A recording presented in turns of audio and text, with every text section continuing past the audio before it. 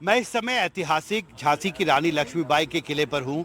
झांसी शहर के बीचों बीच बना ये किला गवाह रहा है पूरे बुंदेलखंड क्षेत्र में जो राजनीतिक और सामाजिक बदलाव हुआ है पिछले कई सदियों में।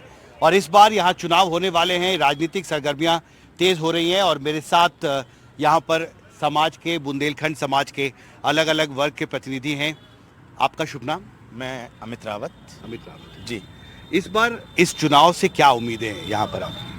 इस चुनाव से मुझे तो एक ही उम्मीद लगती है कि सबसे पहले यहाँ पर सबसे ज़्यादा युवा वर्ग बहुत अच्छा है, मतलब बेरोजगार है और ना उनको कोई रोजगार है।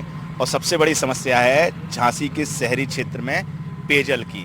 पेयजल को लेकर हर जगह टंकी बन गई हैं, नल लग गए हैं, कहीं नलों में पानी नहीं आ रहा है। लेकिन नलों में पानी तो नहीं, बिल जरूर घर आ रहा है। बिल आ रहा है लेकिन नलों में पानी नहीं आ रहा है। शहरों में बुनियादी सुविधाएं आपको लगता है कि बेहतर करना जरूरी होगा? बिल्कुल ज़रूरी है भाई साहब। शहरों में बुनियादी जो सुविधा है वो तो नंबर 1 पे आनी चाहिए, जिससे ताकि आम आदमी को राहत मिले। और सबसे बड़ी बात यह है कि जो आम जनमानस है उसकी सुनवाई पूरी तरीके से होनी चाहिए। शासन आप व्यापारी वर्ग के प्रतिनिधि हैं, व्यापारियों को क्या उम्मीदें हैं, क्या मुद्दे हैं उनके? देखिए, व्यापारियों के मुद्दे तो ये हैं कि आज व्यापार जो है वो बिल्कुल धरातल पे आ चुका है। भाई व्यापारी, अपने मध्यम वर्गीय जो व्यापारी, वो इतना संघर्ष कर रहा है अपने आप में कि वो ये चाह रहा है कि कुछ ऐसा हो जाए कि हमारा जो ऑनलाइन एक तो बंद होना चाहिए, व्यापार जो ऑनलाइन ज़्यादातर ले रहा है वो बंद होना चाहिए। दूसरा, उसको ऐसी सुविधा मिले कि उसको व्यापार करने में आसानी आए। जो पैसों का फ्लो है बाजार में बिल्कुल ही निचले स्तर पर पहुँचता जा रहा है। जी, आपकी क्या उम्मीद है, क्या सोचकर आप मतदान करेंगे इस बार?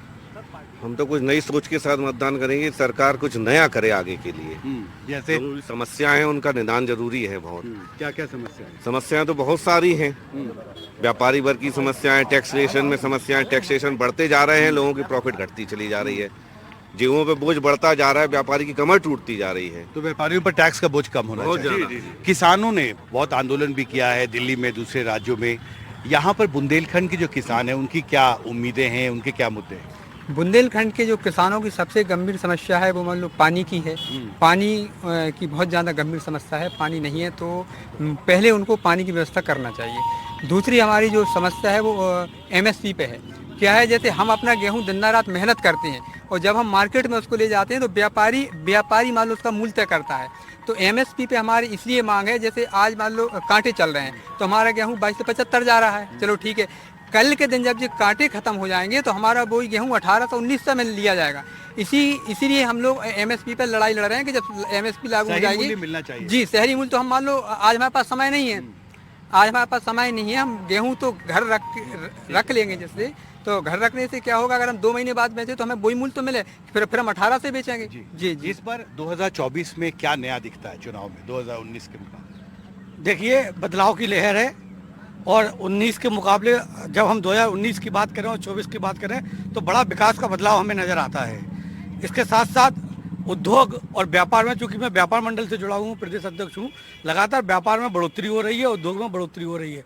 कानून व्यवस्था 19 के अपेक्षा से और ज़्यादा बेहतर हुई है।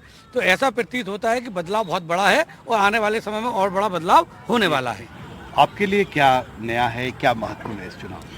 देखिए, चुनाव बहुत महत्वपूर्ण है। जैसे विकास की बात आ रही है, देश की सुरक्षा की बात आ रही है, एम्प्लॉयमेंट की बात हो रही है, महंगाई की बात हो रही है।